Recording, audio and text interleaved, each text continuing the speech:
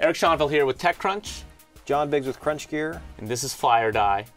On this episode, we're going to revisit Color, which we both gave a die to when it first came out, and we're giving an even bigger die to. even big. Well, let's talk about it. Well, we were right. First Sure. of all, it looks like we were right. Just for review, you can see in the background there, Color is this proximity-based photo sharing app, right? Where you take a picture in a place, and other people are taking pictures in that same place, and all the pictures you can pooled. see I mean, pooled the goal together, here right. would be like if you were at a party or at a club or something, and everybody was taking pictures.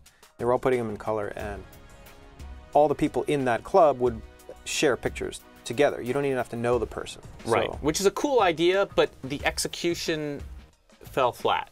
And they... if you're alone, you don't see any pictures. Right. There's the loneliness problem, which you have have always had. And the UI had even more. is inexplicable, because you basically have little buttons, and there's a little round thing. Press the button, and it doesn't do anything. You don't know what you're doing. Right. So if there's nobody else there, there's a cold start problem. They went back and they made they changed the UI significantly, but still they're sort of fighting against, just having sort of all this bad press initially. They had a lot of buzz because of the $41 million that they raised and all the rock star,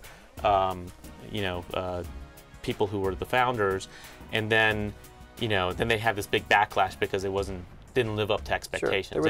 They were the first post crash big investment, essentially. Right, and then they lost one of their founders, Peter Pham. So things are in disarray. There was a story in the New York Times where, they basically admitted that they're going to go, they're going to do something completely different. It might not even be a photo app now.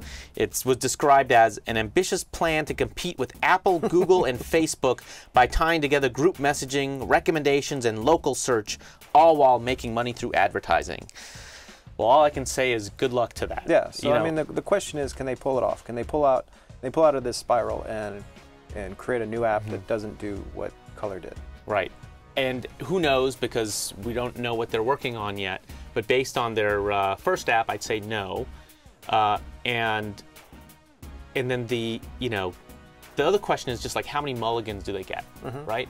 Doesn't matter what they put out.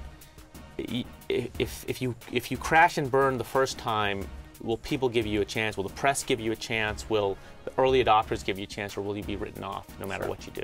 Yeah, I'm thinking die on this one, no matter what happens. You're gonna, unless they drastically change their business that's not consumer facing, they're kind of stuck, because Color as an app is considered it's the Ishtar of iPhone apps. It's the Ishtar, yeah, definitely. I'm going to give it a die also, although, like I said last time, they have a lot of money and they have a great team.